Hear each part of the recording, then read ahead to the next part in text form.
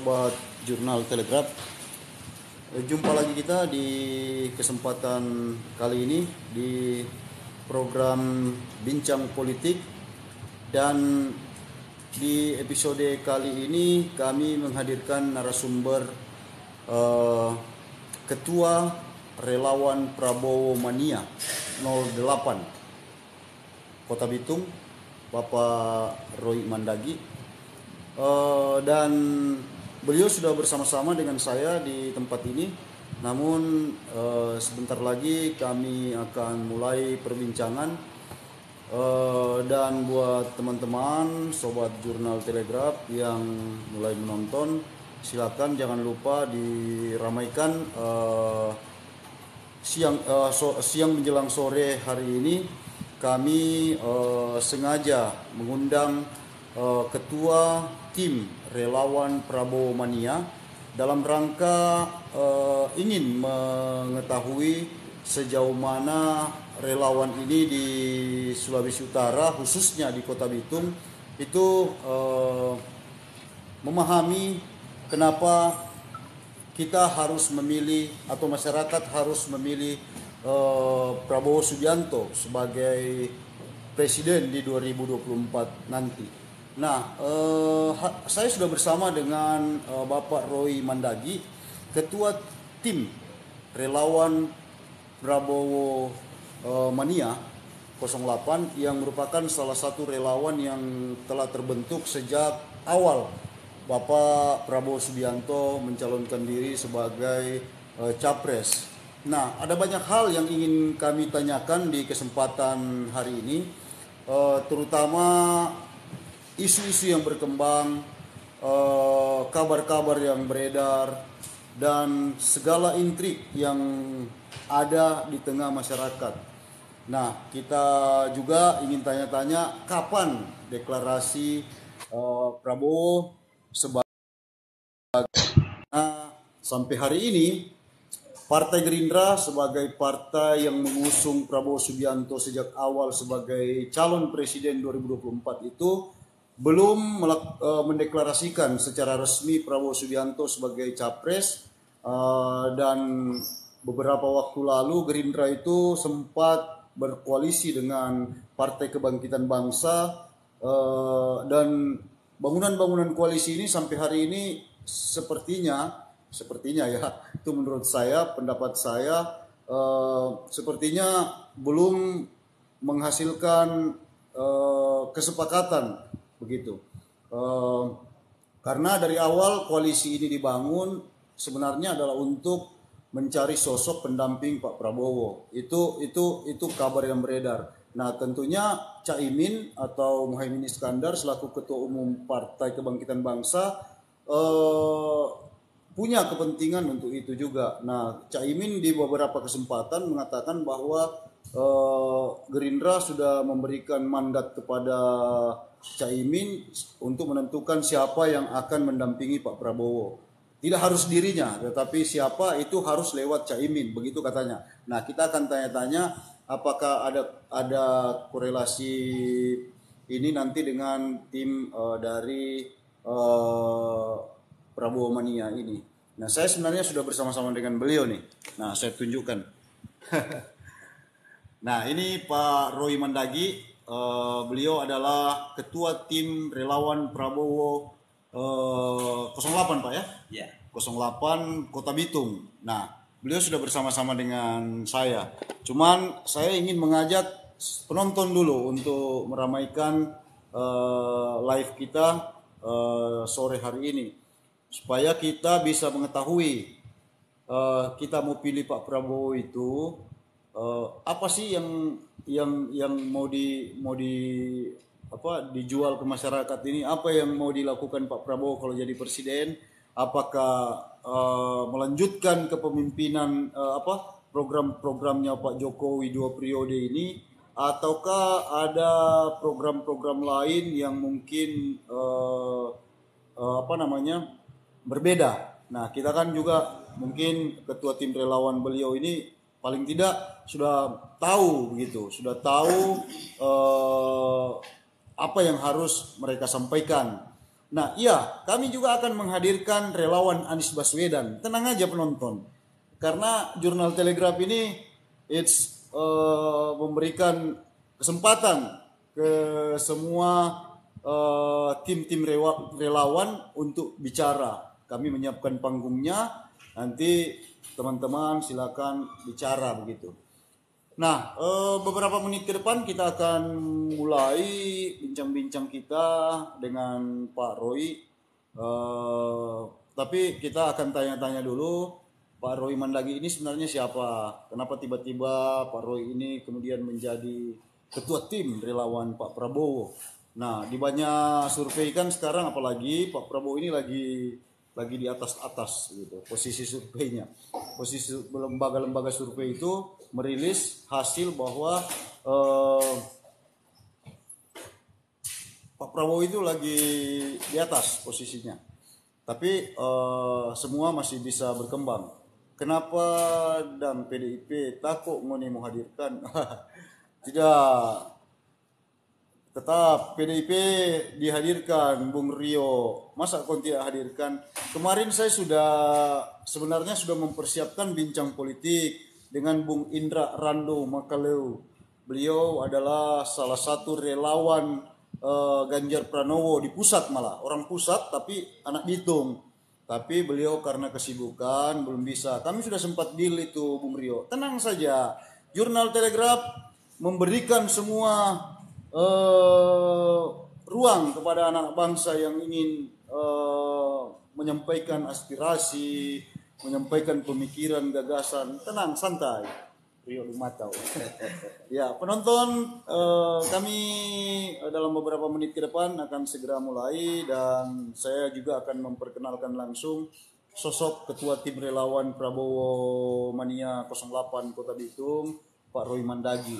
Jadi tenang saja, nanti yang penting teman-teman ajak dulu teman-teman yang lain untuk nonton biar kita punya wawasan dan cara pandang melihat semua calon-calon presiden yang lagi rame ini. Jadi menuju 2024 jangan sampai kita memilih pemimpin kemudian keliru memilihnya itu. Jadi kita harus betul-betul, mereka calon-calon presiden ini pasti orang-orang cerdas, pasti orang-orang hebat. Tetapi di antara yang hebat ini kan ada yang lebih hebat begitu. Di antara yang baik ada yang lebih baik. Nah, itu tergantung teman-teman tentunya. Pilihan kita hanya sekian menit aja di kotak di dalam bilik suara itu. Jadi pikirkan baik-baik, sekian menit itu untuk berdampak kepada kita 5 tahun kemudian. Nah, jadi kami Jurnal Telegraph terus memberikan edukasi kepada penonton, kepada masyarakat, kepada para halayak bahwa politik itu kita harus melek, kita harus memahami. Karena kehidupan kita ini dari mulai bangun tidur sampai tidur lagi itu diatur oleh politik. Rica mahal, cabai mahal itu politik. Jangan salah teman-teman ya. Ibu-ibu mesti paham politik. Jangan sampai minyak goreng mahal teriak-teriak bingung. Siapa suruh pilih pemimpin yang salah? Minyak goreng dorang yang tidak urus. Begitu. Jadi politik itu menentukan hajat hidup kita teman-teman ya. Jadi cerdaslah memilih pemimpin. Gitu. Nah, teman-teman diramaikan dulu live-nya biar banyak yang nonton. Ini tadi sempat 40, ini turun sampai mungkin tidak tertarik dengan ya biasanya yang hanya orang-orang tertentu yang suka nonton program-program bincang-bincang politik seperti ini. Tapi yang pasti kami berusaha menghadirkan aneka program. Nanti juga ada program-program bersama para anak-anak Gen Z, terus anak-anak milenial, anak-anak yang berprestasi di Kota Bitung kami hadirkan dalam bincang inspiratif. Jadi teman-teman tetap stay lah di Jurnal Telegraph on TikTok karena Jurnal Telegraph menghadirkan program yang bermanfaat untuk teman-teman, bisa menjadi inspirasi dan sebagainya. Ready? Bro, sudah boleh?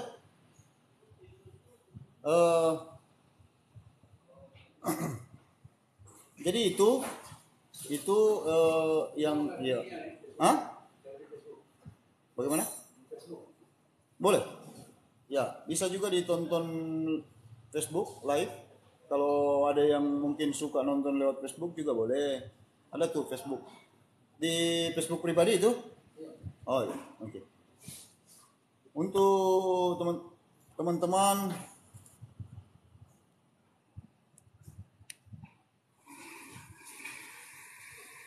jadi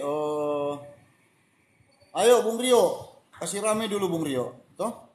Kasih rame dulu supaya yang lain boleh masuk, yang lain boleh bergabung.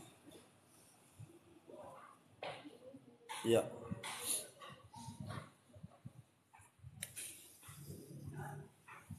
Ini mau di situ? Ini. Atau yang mana? Ini ya. Oke.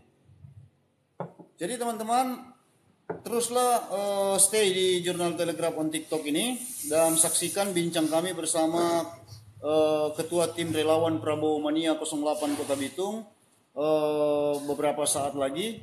Ya, tapi diramaikan dulu.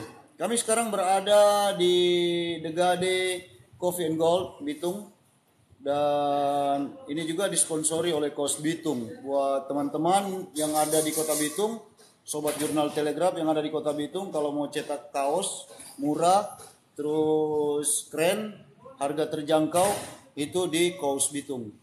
Nanti kontaknya bisa minta ke kami boleh. Jadi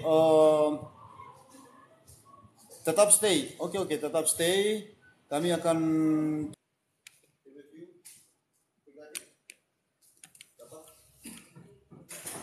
coba lihat.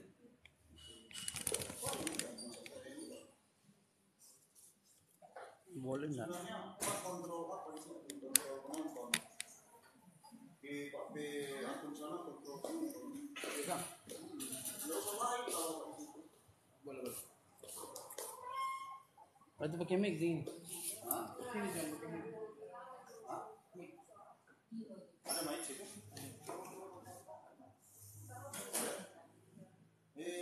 Buka tuh, pasang situ. Mic-nya mana? Ada dua? Hah? Mic-nya ada apa? Boleh kedengaran, nggak usah lah. Makanya saya bilang kontrol itu, ya, apanya, live-nya.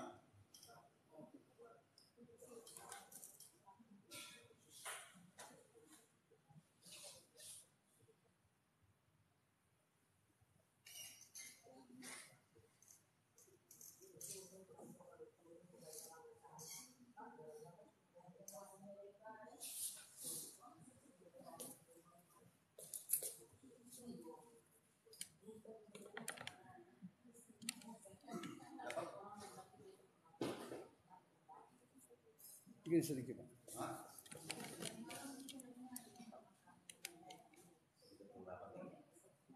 Agak. Iya.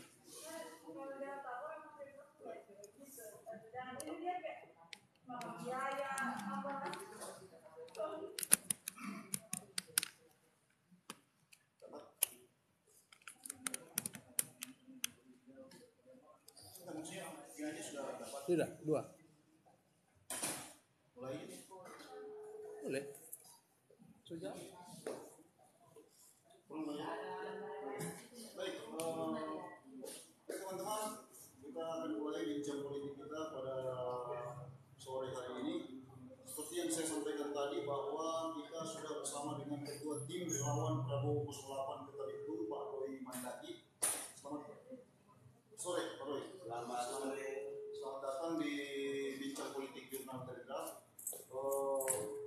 Jadi sebelum kita membahas tentang Pak Prabowo sebagai salah satu bakal calon presiden 2024, mungkin penonton baik di Kota Bitung, Sulawesi Utara atau penonton kami yang lain saat kami live ini mungkin ingin tahu siapa sih Pak Roy Mandaki ini, kenapa kemudian tiba-tiba Pak Roy ini jadi ketua tim relawan Prabowo 08, karena setahu kami 2019 tim relawan Prabowo 08 ketuanya lain. Mungkin Pak Roy bisa menjelaskan.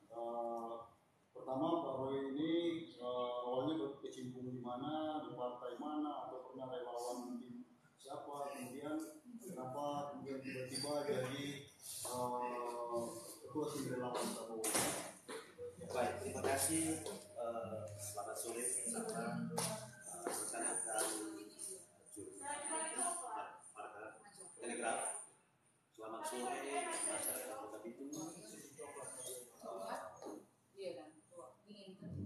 Saya perkenalkan siapa saya dulu. Saya adalah Royke Mandaji dari keluarga Persebaya.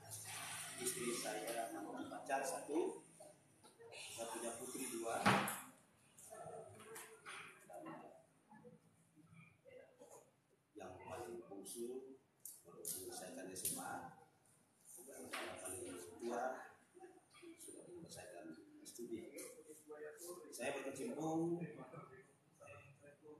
di politik hampir tidak ada gaul. Saya pun bukan politikus, saya pun bukan mantan pejabat, karena saya berkecimpung di dunia perikanan, khususnya di Kota Bitung. Namun ketika hangatnya persiapan untuk pertarungan calon presiden 2024, maka dari pimpinan pusat Prabowo Mania 08 mendaulat saya untuk menjadi ketua Kota Bitung untuk Prabowo Mania 08, dan dengan berbagai pertimbangan yang cukup matang baru kami menerima, karena ini menjadi ketua relawan tidak mudah.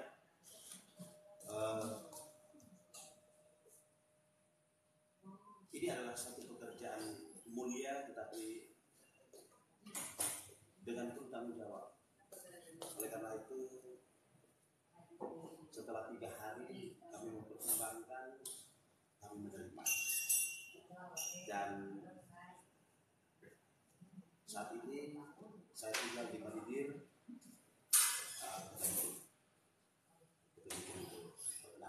Baik, Pak Roy, kapan SK ketua tim Prabowo Mania 08 diterima? Bulan apa? Bulan kemarin ketika kami didaulat, kami diberi tugas untuk menyusun kepengurusan relawan Prabowo Mania itu, dan kalau tidak ada halangan minggu depan tugasnya turun. Minggu depan Ya, karena kami menyusun kepengurusan, kami sangat hati-hati sesuai dengan kapasitas masing-masing akan kami tempatkan di dalam struktur. Kami tidak akan merekrut secara serampangan dan tanpa pertimbangan, baik mulai dari dewan pembina sampai kepada di ketua bagian yang memang kami harus tempatkan resmi di situ. Deklarasi berarti SK rencananya tahun depan. Ya. SK terus selesai SK itu adakah deklarasi akan dibuat di Kota Bitung? Ya, persiapan setelah kami merampungkan draft kepengurusan, bersama dengan itu kami mulai merancang kegiatan-kegiatan berkaitan dengan deklarasi. Rencana memang deklarasi jika tidak ada halangan itu akhir bulan Agustus di Kota Bitung. Kami terus di Kota Bitung. Daerah-daerah lain mereka juga sudah memiliki tanggal dan itu sudah permanen dan sudah disampaikan kepada pusat. Jadi yang terakhir tertutup untuk Kota Bitung akhir Agustus. Kenapa? Karena bulan September, Oktober kami tidak akan bisa ganggu lagi dengan deklarasi. Ada agenda yang memang tidak bisa diganggu lagi ya, dengan deklarasi berkaitan dengan pendaftaran bakal calon presiden. Nah, ini kan sampai sekarang Pak Prabowo ini secara resmi belum dideklarasikan oleh Partai Gerindra sebagai calon presiden 2024 karena selain Gerindra sebagai partai pengusung tidak mencukupi presiden threshold,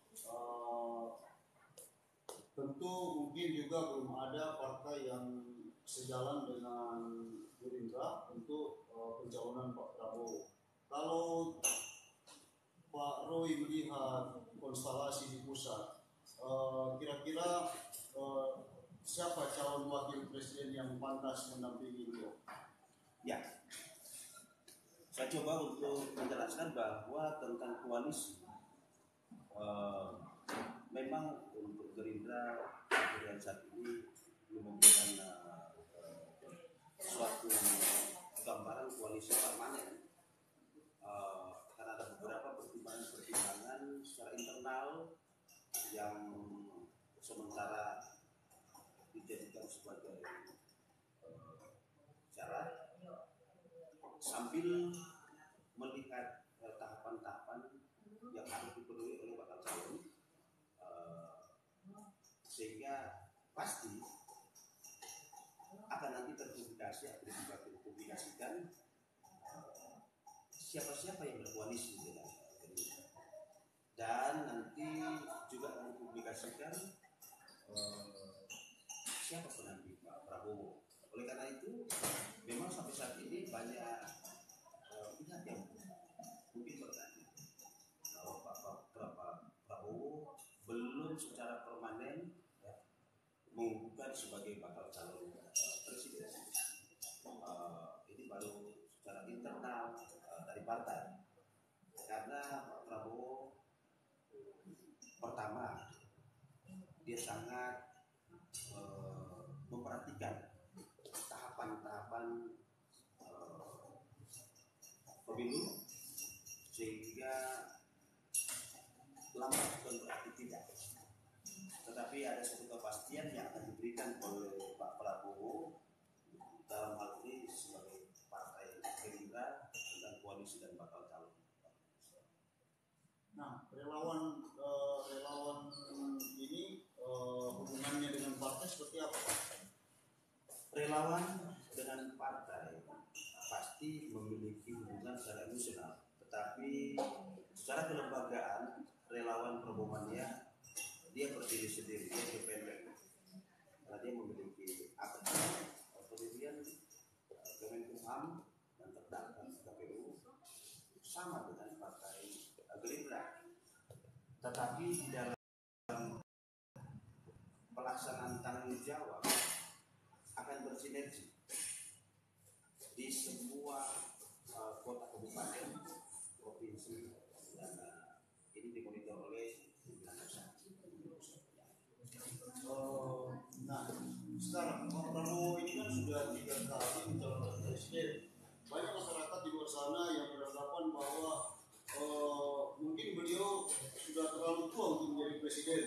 Anak-anak muda apalagi generasi Z, anak-anak milenial menganggap sudahlah Pak Prabowo, kenapa harus mencalonkan lagi? Apa sih yang Nah, menurut Pak sebagai relawan khususnya anak-anak di Kota Bitung, kira-kira mereka harus memilih Prabowo itu kenapa?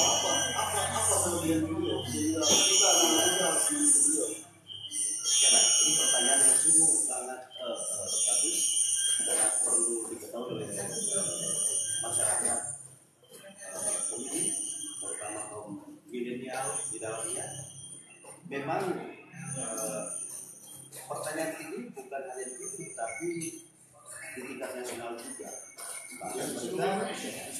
Bahkan mereka gunakan pertanyaan ini dalam rangka untuk pelemahan pribadi Pak Prabowo dalam kontestasi pemilihan presiden.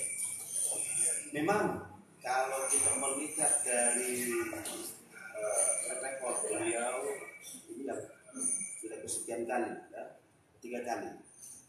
Ada yang mengatakan bahwa sudahlah Pak Prabowo, mungkin ada yang lain. Sudah 2 kali, ini masuk ke 3 kali, apalagi. Ya. Tetapi saya mau sampaikan di sini bahwa pribadi Pak Prabowo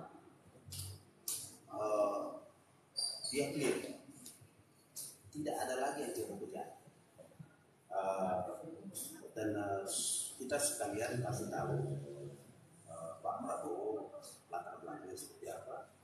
Tetapi satu hal yang perlu digarisbawahi bahwa figur Prabowo Subianto ingin berbuat untuk bangsa dan negara. Ada kerinduan dari beliau untuk menjadi pelaku. Contoh sederhana, kalau kita sebagai petani, kita mau hasil panen yang maksimal, kita pasti akan ada kecenderungan untuk menjadi pelaku. Kalau kita bukan pelaku, kita tidak akan mampu untuk memberikan jaminan baik kualitas maupun kuantitas. Inilah yang ada kepada beliau Pak Prabowo. Dia mau menjadi pelaku. Karena ada banyak kerinduan yang akan dia sampaikan buat bangsa dan negara melalui program kerja. Jika masyarakat Indonesia memberikan kesempatan beliau untuk Presiden 2024. Dan terlebih yang paling utama adalah ketika Tuhan izinkan rencana tersebut. Oleh karena itu kami dibentuk sampai ke daerah tentang relawan, di samping ada partai Gerindra dalam rangka untuk menyampaikan, yang paling utama adalah menyampaikan pesan tentang figur Prabowo Subianto kepada calon pemilih. Nah, tentu ada tahapan-tahapannya akan kita lakukan dalam bentuk kegiatan sebagai bagian atau kesempatan untuk kita menyampaikan pesan-pesan untuk siapa sebenarnya Prabowo Subianto. Ada kelebihan apa? Ini ya, Roy. Sebenarnya banyak pertanyaan-pertanyaan menarik, baik oleh netizen di media sosial, di berbagai platform media sosial, terus di berbagai podcast itu banyak pertanyaan yang kemudian dibahas oleh banyak orang, yang kemudian dianggap oleh tim relawan Pak Prabowo maupun oleh Partai Gerindra sebagai black campaign, sebagai kampanye hitam untuk menjatuhkan Pak Prabowo. Nah, apakah persoalan rekam jejak Pak Prabowo di era reformasi, memasuki era reformasi itu, anak generasi sekarang mungkin banyak yang tidak tahu. Jadi Pak Prabowo sebagai pangkostrat waktu itu kemudian dituding melakukan sebuah upaya kudeta waktu itu. Apakah Pak Roy tahu juga cerita ini? Kemudian mungkin bisa menjelaskan duduk persoalan yang sebenarnya kepada anak-anak generasi milenial khususnya. Karena ini sebagai informasi saja Pak Roy, mungkin juga Pak Roy tahu bahwa kemarin KPU sudah menetapkan jumlah pemilih seluruh Indonesia itu, dan persentase per generasi, ternyata generasi milenial yang paling banyak, generasi saya itu, Pak. Generasi Bapak kan generasinya yang sudah 50-an ke atas berarti kan. Nah, generasi yang 40-an ke bawah itu sampai 30 ke bawah itu generasi milenial, nah itu generasi kami. Nah, generasi itu yang paling banyak akan memilih Pak Prabowo pastinya nanti. Tapi banyak pertanyaan yang timbul di mereka, khususnya yang lahir di 90-an, sudah mau hampir di generasi Z itu kemudian bertanya sejarah apa sebenarnya yang rame-rame ini diributkan orang. yang dianggap oleh timnya Pak Prabowo itu sebagai black kampanye. Nah, itu bisa dijelaskan Pak Kiai. Ya, dan begini, kita sepakat dulu dengan satu hal, siapapun bakal calon presiden dan dari partai mana itu merupakan putra-putra bangsa pilihan, dan itu adalah putra-putra bangsa terbaik. Dan kalau bisa saya kasih nilai A, siapapun itu. Tetapi untuk Pak Prabowo pasti saya kasih nilai A+.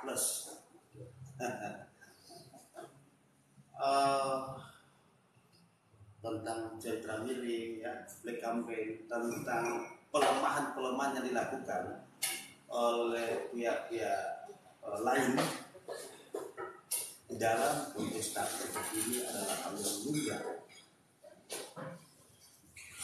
Tentu mereka akan mengangkat masalah-masalah tragedi 98, ya, tentang apapun itu. Saya tidak akan menjawab secara spesifik karena mungkin pertama waktu, dan kedua saya tidak di dalam kapasitas untuk menjawab secara spesifik tentang hal itu. Tetapi saya akan mencoba untuk menjawab ini secara umum. Mari kita lihat ke belakang. Ketika Ibu Megawati mendaulat Pak Prabowo Subianto sebagai bakal calon wakil presiden pada waktu itu, kita tahu bersama bahwa ketika masuk sampai pada penetapan bakal calon presiden dan wakil presiden itu melalui tahapan administrasi yang tidak gampang. Oleh karena itu, apakah pertanyaan ini perlu lagi dimunculkan? Jika beliau memang bermasalah secara hukum dalam tanda kutip yang sekarang lagi dijadikan pamungkas oleh pihak-pihak lain tentang tragedi 98, saya coba bertanya, apakah orang yang bermasalah di soal itu antara lain dapat menjadi calon wakil presiden Pada 2009. Dan calonnya Ibu Megawati. Dan justru calon dari Ibu Megawati. Notabene PDI Perjuangan. Ya, ada yang mengatakan. Kedua, kalau beliau memiliki masalah-masalah hukum, mari kita buktikan. Ya. Apakah seorang yang bermasalah dengan hukum dapat dipindah menjadi menhankam di era sekarang ini? Bagaimana dunia menjadikan pribadi yang diberi tanggung jawab sebagai Menteri Pertahanan Keamanan? Nah, kalau beliau bermasalah dengan hukum, tentu ada yang bertanya. Ya, tapi beliau adalah pangkostrat waktu itu. Beliau adalah petinggi TNI, tetapi dia bukan tertinggi di dalam TNI. Masih ada Panglima Abdi. Ini yang harus dipahami oleh masyarakat. Dia petinggi, karena jenderal, tetapi dia bukan tertinggi di dalam institusi TNI waktu itu. institusi TNI. Abri masih. Ya, jadi mari kita secara arif bijaksana melihat persoalan-persoalan seperti itu, agar kita bisa memberikan suatu edukasi kepada generasi-generasi milenial. Jangan kita membuat sejarah yang kabur dalam rangka untuk memenangkan konsep kita. Mari kita bergandengan tangan mengatakan iya kalau iya, tidak kalau tidak. Banyak sekali sampai dengan di media sosial kemarin juga saya lihat ada figur anggota DPR RI yang masih mengangkat masalah itu. Tetapi kenapa itu terus jadi diangkat? Apakah tidak ada isu lain? Nah, apakah tidak ada isu-isu? Demikian juga dengan bakal calon yang lain. Kalau kita saling mengangkat isu negatif tanpa kita melihat apa yang menjadi karya beliau atau karya daripada anak bangsa yang sekarang disandingkan untuk bakal calon presiden, kita membawa kemana pola pikir kita untuk masa depan nanti. Oleh karena itu mari saya mengajak teman-teman, saya mengajak seluruh masyarakat, marilah kita bersaing dengan santun. Kami di Prabowo Mania 08 khususnya Kota Bitung, saya sampaikan kepada teman-teman pengurus dan masa relawan, saya tidak akan memberi toleransi kepada pribadi-pribadi yang melakukan propaganda dengan menjelekan bakal calon yang lain, apalagi menjas bakal calon yang lain. Kalau kita dari periode ke periode kita akan melakukan konsep ini, mau dipandang bahwa itu mana demokrasi ketika kita sebenarnya masih belajar demokrasi. Marilah kita memberikan edukasi kepada generasi-generasi kedepan, saya sampaikan, agar supaya mereka benar-benar memiliki mindset untuk membangun negara ini dengan mengedepankan positif. Jangan kita melakukan hal-hal atau praktik-praktik untuk membuli, menghina dan lain sebagainya. Jika memang ada permasalahan dengan hukum, biarlah nanti ada institusi yang akan mungkin lebih mengetahui tahapan-tahapan apa yang ada tadi lakukan, bukan kita. Dan mungkin mata kita kurang tajam, telinga kita kurang tajam untuk melihat potensi-potensi yang bermasalah dengan hukum. Oleh karena itu Pak Prabowo Subianto kalau menerima fitnaan, bagi beliau itu hal yang biasa, dan beliau tidak menanggapi dengan emosional. Oleh karena itu kami pun sebagai relawan Prabowo Mania tidak perlu menanggapi dengan emosional. Kami melihat ini sebagai suatu dinamika di dalam berpolitik, dan mudah-mudahan ke depan tidak ada lagi yang seperti kampanye hitam seperti itu. Nah, teman-teman, sobat jurnal Telegraf, saya juga ingin menyampaikan bahwa Pak Prabowo ini, khususnya anak-anak yang mungkin generasi 90-an, Pak Prabowo ini juga kepada teman-teman yang memilih pemula, yang mungkin akan memilih nanti di 2024, ini Pak Prabowo sudah yang ketiga kalinya jadi calon presiden dan satu kali jadi calon wakil presiden, yaitu di 2009 berpasangan dengan Ibu Megawati Soekarno Putri, Ketua Umum PDI Perjuangan kala itu, dan sampai hari ini. Nah, isu-isu ini sebenarnya sudah ada sejak itu, dan sampai hari ini masih coba digoreng oleh lawan politik lah paling tidak ya, atau mungkin oknum-oknum yang ingin merusak tatanan demokrasi kita juga. Mungkin bukan lawan politik, mungkin orang lain di luar sana, entahlah. Karena dunia digital ini, dan ini paling banyak di media sosial, di platform media sosial. Nah, kita mencoba menggiring bahwa pesta demokrasi, pemilu itu harusnya itu adu gagasan, adu ide, dan siapa calon yang memang menawarkan gagasan dan ide-ide untuk membangun negeri. Nah, kita selesai untuk yang tadi, Pak Roy. Nah, ada lagi yang menggelitik satu, dan ini rame dibahas mulai sejak Pak Prabowo diangkat menjadi Menteri Pertahanan oleh Pak Jokowi. Nah, kemudian orang-orang yang kemarin 2019, 2014 bersama-sama berjuang dengan Pak Prabowo di pemilu itu, di Pilpres, kemudian banyak yang katanya kecewa kenapa harus masuk di lingkaran pemerintah.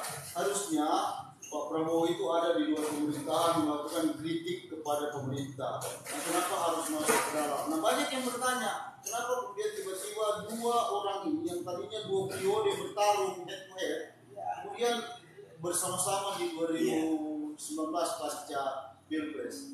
Nah, mungkin teman-teman di relawan bisa memberikan penjelasan kepada masyarakat. Mungkin Pak Prabowo juga pernah menyampaikan hal itu secara spesifik kepada teman-teman relawan, mungkin ke partai juga. Nah, Pak Roy kira-kira bisa menjelaskan kepada publik kenapa, alasan apa sebenarnya Pak Prabowo ini untuk masuk sama-sama dengan Pak Jokowi. Semua habis Ya. ya. Baik, sobat telegraf, masyarakat begitu saya cintai, terlebih kaum milenial yang memang harus tahu, ya, karena lahir di sekitar 90-an, bahwa memang kenapa Pak Prabowo akhirnya harus masuk di dalam pemerintahan Pak Jokowi, menerima tawaran. Kemarin saya sampaikan tadi bahwa Pak Prabowo memiliki komitmen untuk menjadi pelaku, masuk di dalam sistem, lebih kepada antara lain keinginan beliau untuk menjadi pelaku.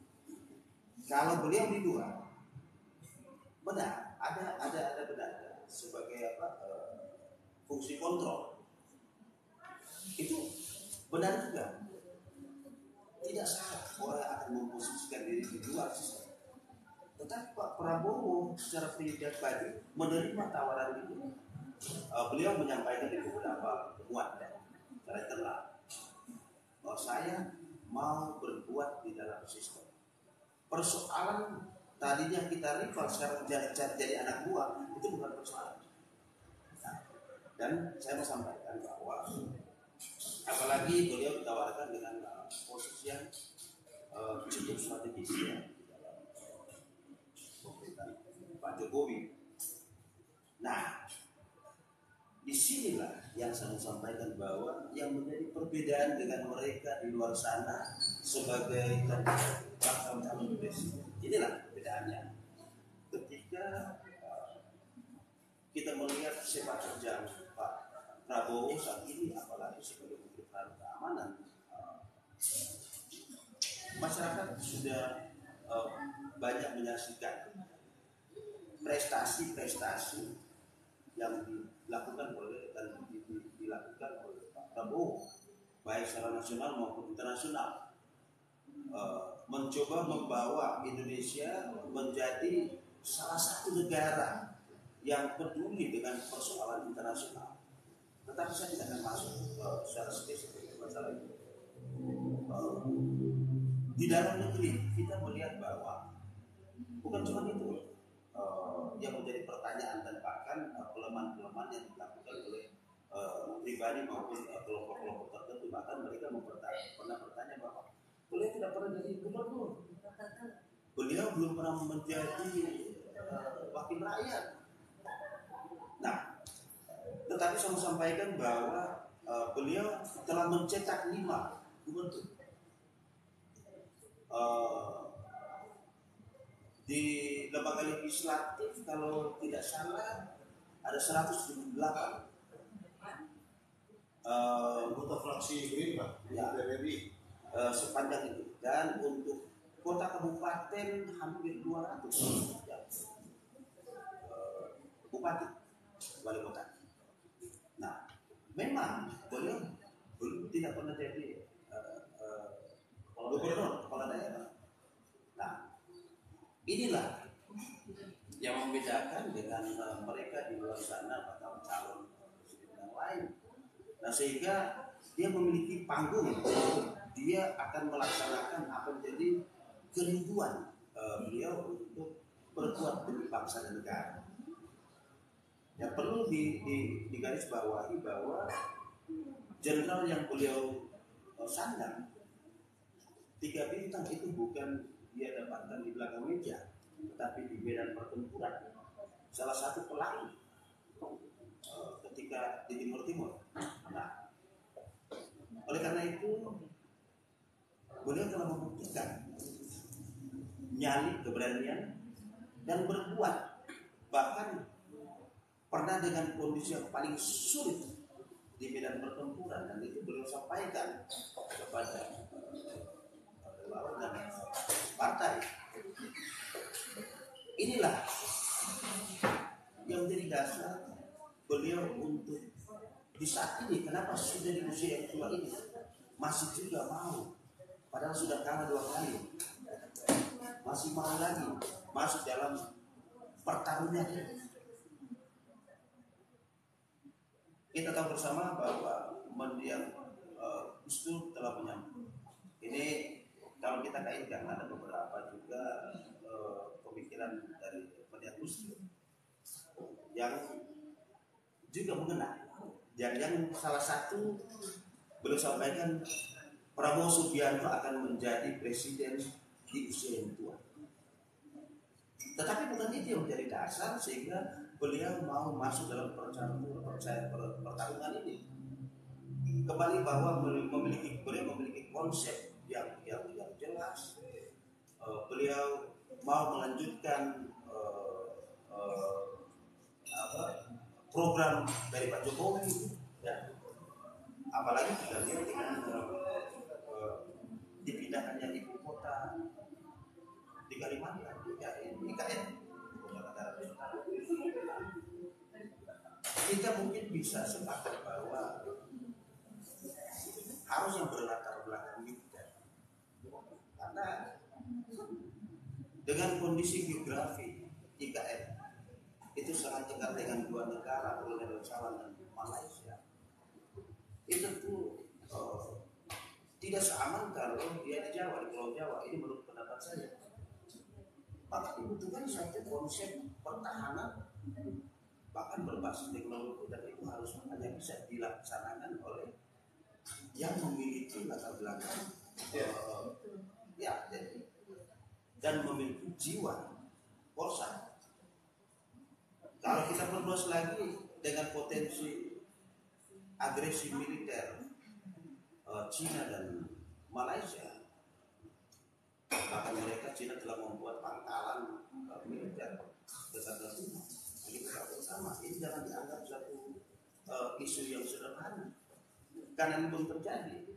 Nah, dibutuhkan pemimpin yang mampu untuk memiliki konsep sampai dalam, bukan hanya bagaimana pemimpin yang kita akan jagokan ini mampu untuk di sektor pertanian, di sektor kelautan, dan di sektor-sektor yang lain.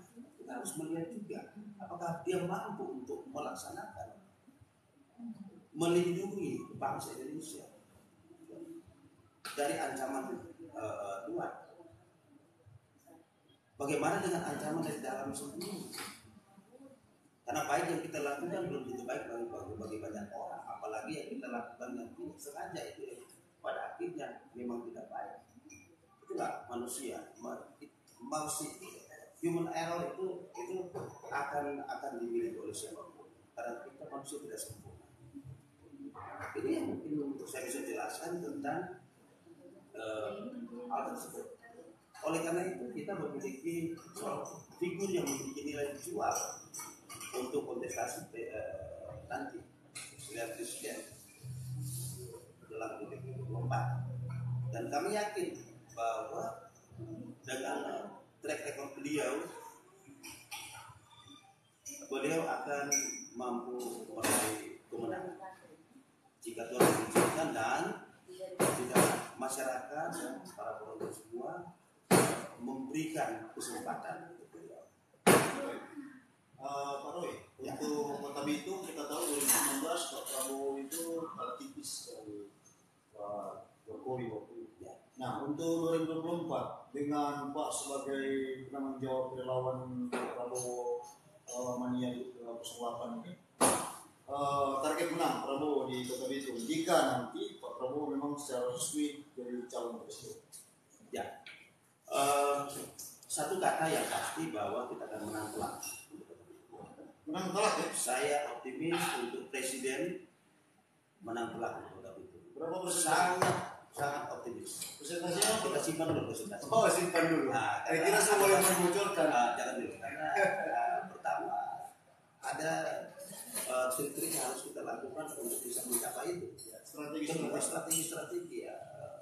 Dan berikut bahwa kita jangan mendahului Sang Pencipta. Tetapi kami yakin,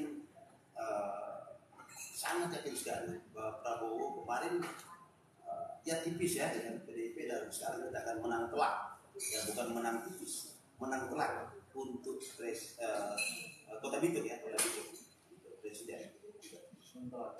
Jadi buat teman-teman warga Kota Bitung yang sekiranya mau bergabung ke tim relawan Prabowo, ini selain Prabowo Mania 08, tim relawan yang sudah terbentuk di sini, kalau sepengetahuan Pak Roy apa Pak? Kalau di Sulawesi Utara memang ada banyak, ya secara nasional ada banyak relawan. Ada yang relawan secara nasional, ada yang ke daerah. Macam Bandung Timur dia banyak sekali relawan-relawan daerah. Ya. Mereka berkomitmen untuk membuat satu perkumpulan relawan, wadah relawan yang tidak terakomodir di relawan nasional. Demikian juga di Sulawesi Utara ada relawan-relawan yang dibentuk di daerah-daerah tertentu. Contoh Lamongan, ada berapa relawan? Oh, di Lamongan itu ada relawan Pak Prabowo khusus yang tidak ada di pusat. Ya tidak di pusat saja Ada di Lamongan.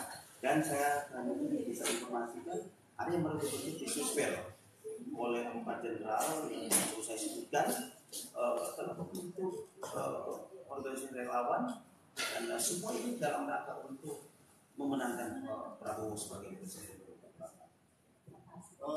Untuk warga Kota Bitung yang ingin bergabung misalnya ke Prabowo Mania 08, seperti apa? Apa syarat-syaratnya?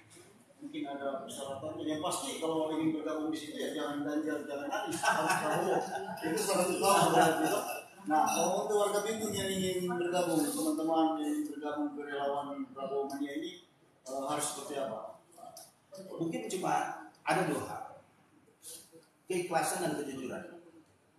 Ikhlas ya, dia untuk bersama-sama dengan relawan Prabowo Mania untuk berjuang memenangkan Pak Prabowo, dan jujur bahwa dia memang hanya ke Pak Prabowo, dia tidak ke lain hati, dia tetap hanya dengan Pak Prabowo. Hanya 2 itu.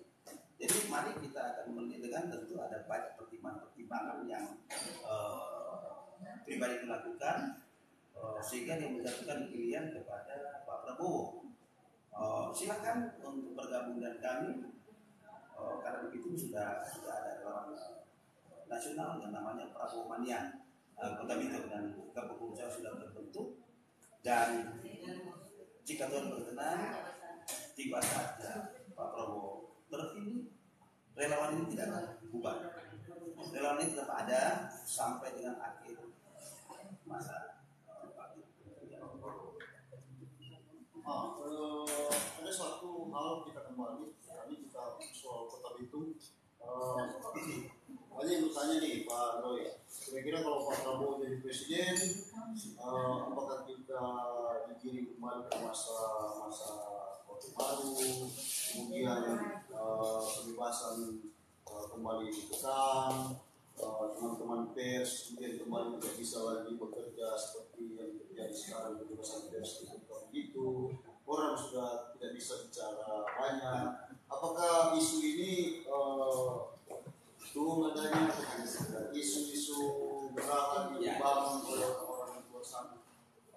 Yang pasti bahwa bukan saya yang calon presiden, sehingga saya tidak bisa secara spesifik menjawab itu, karena ini adalah domain dari Pak Prabowo. Tetapi kalau bisa saya menjelaskan bahwa beliau memiliki komitmen untuk membangun di sektor pertanian, sektor kelautan perikanan. Nah, itu sangat erat dan tidak bisa terpisahkan dengan sektor perikanan, kelautan dan perikanan.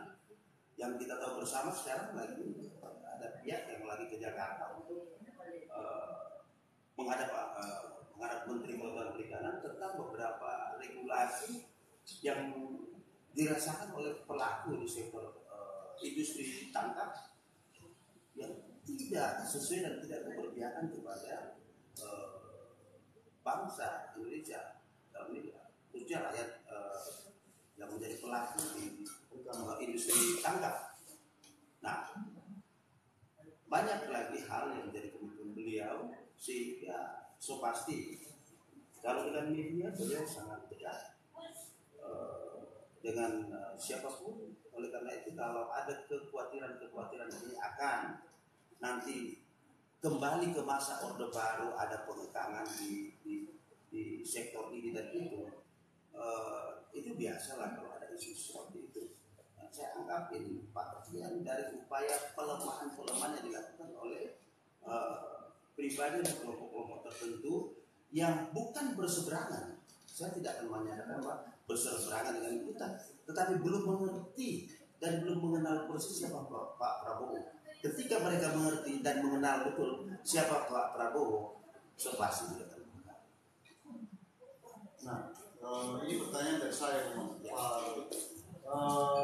namanya relawan itu kan tentu bergerak harus ada finansial, harus ada kekuatan, harusnya bukan kekuatan, dia harus ada anggaran untuk bergerak relawan ini. Nah, sedangkan relawan ini secara garis bukan di bawah komando partai, yang notabene kalau partai kan ada anggarannya, ada dananya, ada uangnya. Nah, relawan ini betul-betul kerja ikhlas kan sebenarnya, kerja tidak dibayar gitu. Nah, sekarang Pak Roy, bukan dari Prabowo Mania. Kalau bicara tidak dibayar, saya mau tanya dulu. Apakah partai itu anggota partai dibayar? Tidak dibayar. Ya, sama. Tapi partai politik punya dana parpol namanya. Ya.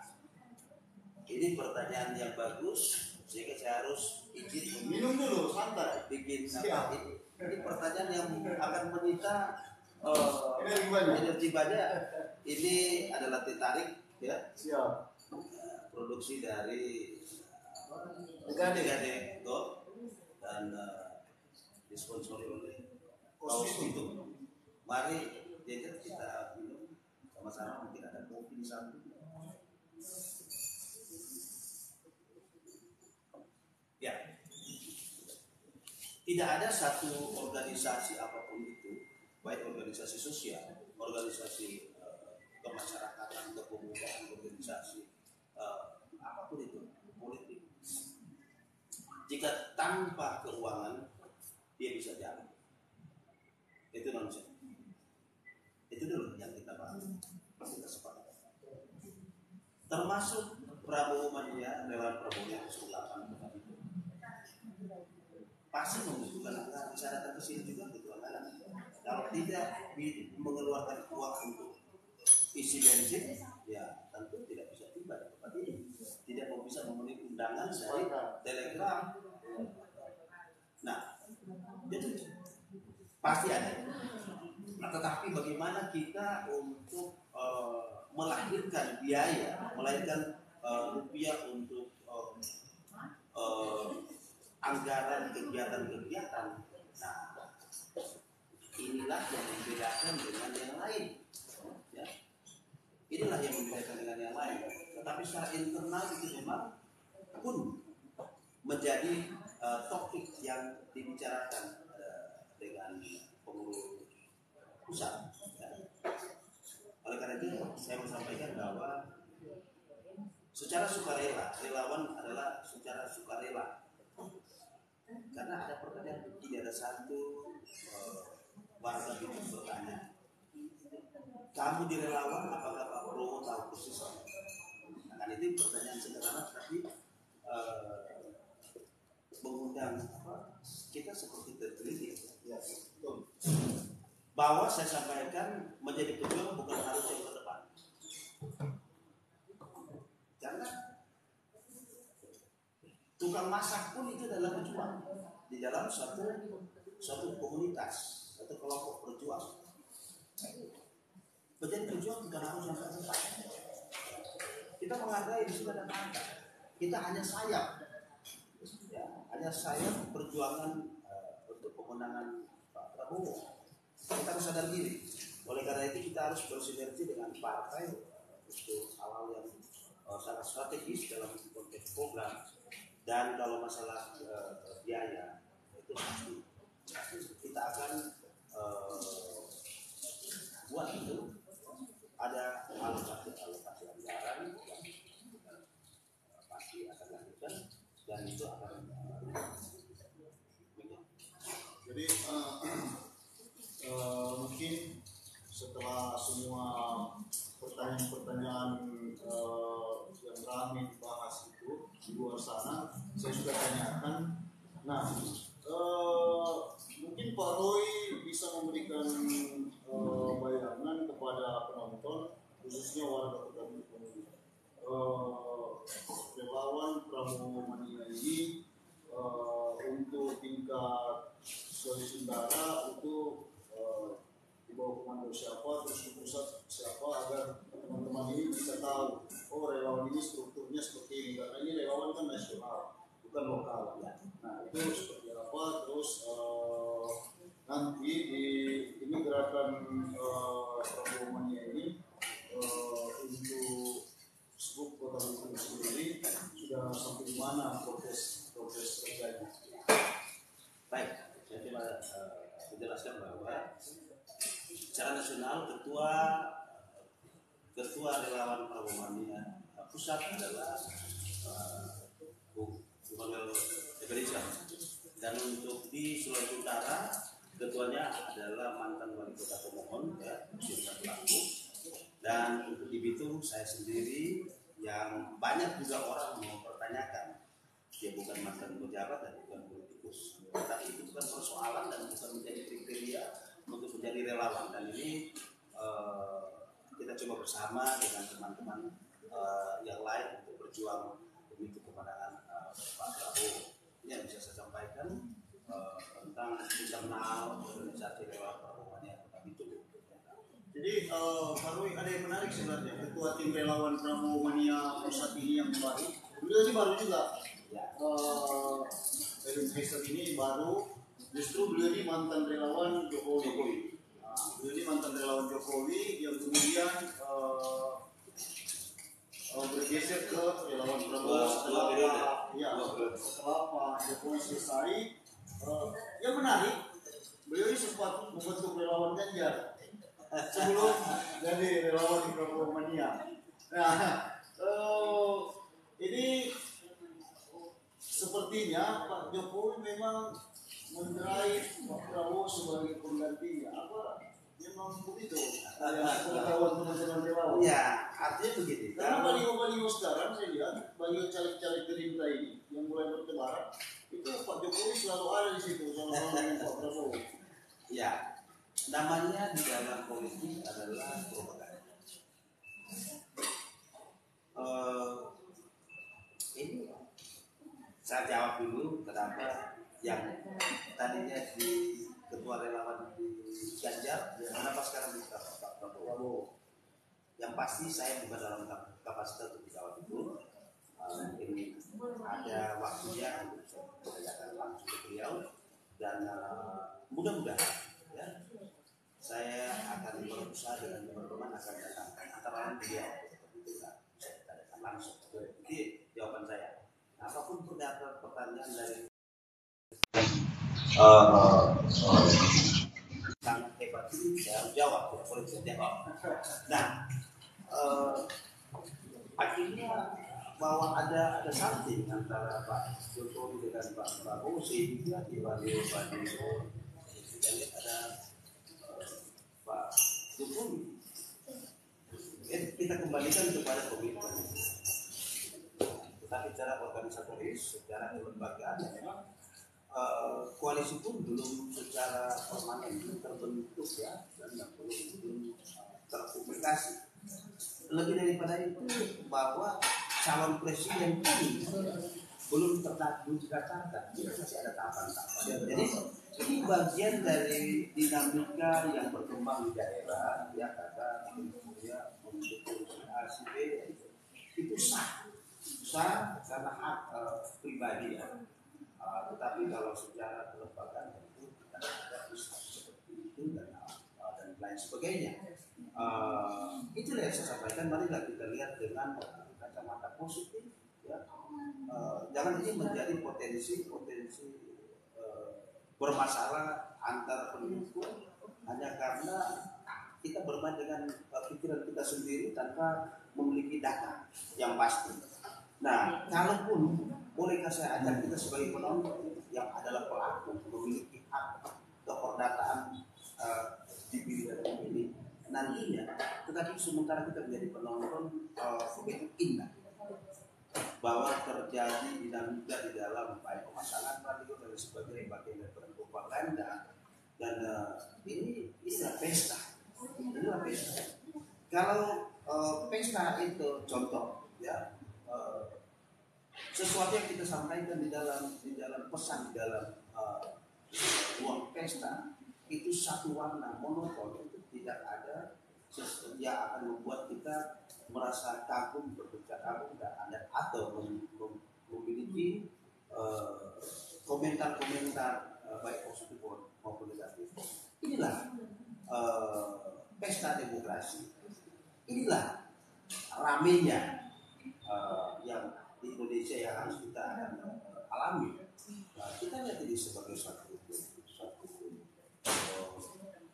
hal yang tidak perlu kita serius menjadi persoalan yang perlu dibahas secara detail di dalam setiap pertemuan.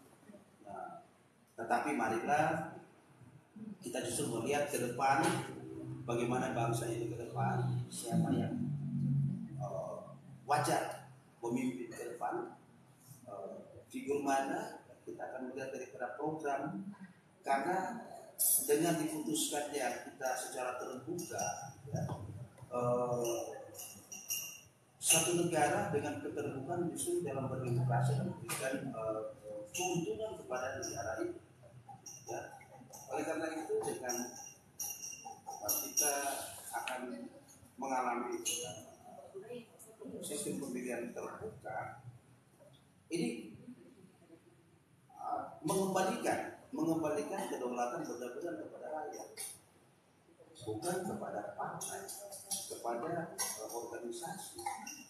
Ini betul-betul rakyat yang memilih figur mana yang bisa mewakili ya, baik di legislatif ya, maupun untuk ke depan mungkin saya sedikit pilkada. Kita akan awal dengan pemilihan presiden dengan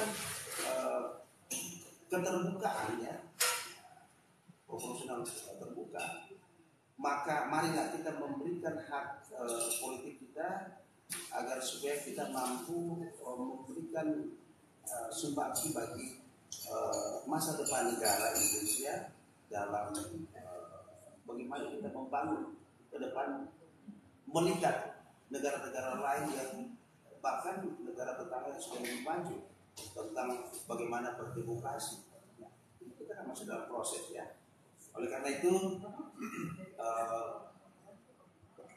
ini lumrah, bukan persoalan yang bukan hal yang harus menjadi topik yang harus dibahas dari hari ke hari dan bahkan berujung kepada perdebatan dan akhirnya kalau bahkan di kampung saudara dengan saudara tidak akan nanti memiliki hubungan yang harmonis cuma karena perbedaan. Baik, Pak Roy sepakat nggak kalau saya bilang bahwa Pak Prabowo adalah pelanjut paling ideal Presiden Joko Widodo? Sepakat ya. Itu yang saya sampaikan tadi Pak.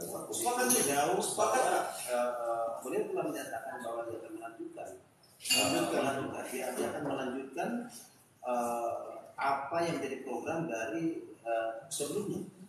Ya, dari sebelumnya. Di antara 3 nama yang lagi ramai jadi calon presiden ini, di antara 3 itu sosok Pak Prabowo yang paling pantas. Yang pasti bahwa ketiga untuk sementara ya, karena kita belum tahu siapa tahu berkembang nanti ada dari 4 atau 5 karena belum mendaftar ya. Yang pasti yang sudah mengkristal sekarang siapapun itu di dalam 3 tahun ini, mereka adalah putra-putra terbaik bangsa. Itu dulu. Nah persoalan siapa yang akan menang sisi kami relawan perubahannya otomatis kami bicara Pak Prabowo yang akan menggunakan ini. Karena apa? Ya, saya harus sampaikan karena ada terutama kepada kelompok milenial bahwa dia sekarang justru sementara menjadi pelaku. Dia memiliki track record dari prestasi beliau dan kebetulan juga di beberapa sektor. Ini menjadi penilaian dari kami sehingga kenapa kami mengambil posisi sebagai ketua relawan Muhammadiyah, karena kami melihat bahwa Pak Prabowo adalah figur yang patut dijual dan memiliki nilai jual yang cukup tinggi. Nah, dengan prestasi-prestasi sudah berapa kali saya sampaikan dia menorehkan untuk bangsa ini. Oleh karena itu pasti kami memiliki strategi untuk memenangkan beliau. Oleh karena itu khusus untuk itu dia akan menang telak. Nah, khusus untuk itu Pak Prabowo menang telak.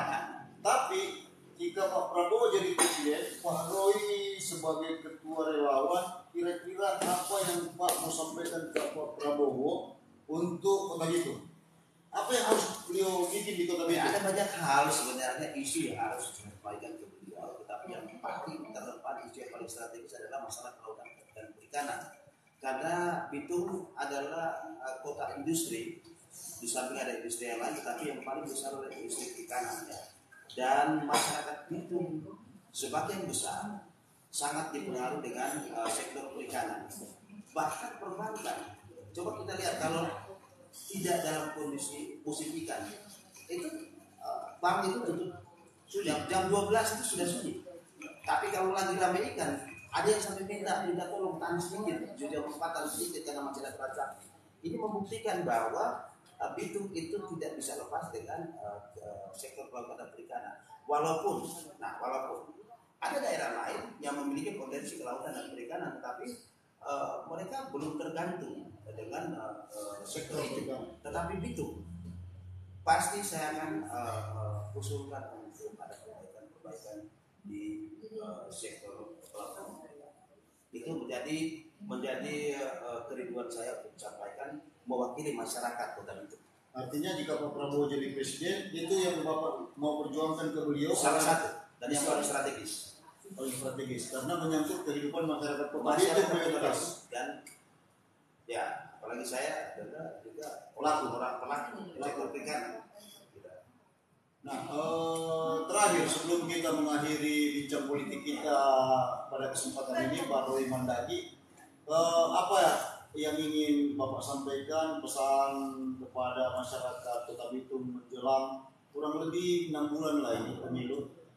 Kira-kira apa yang ingin disampaikan ketua relawan Prabowo Mania? Ini closing statement. Ya, sebagai closing statement, marilah saya ajak masyarakat Kota Bitung, masyarakat pemilih untuk kita pertama kita melaksanakan hak politik kita, hak keberatan kita untuk memilih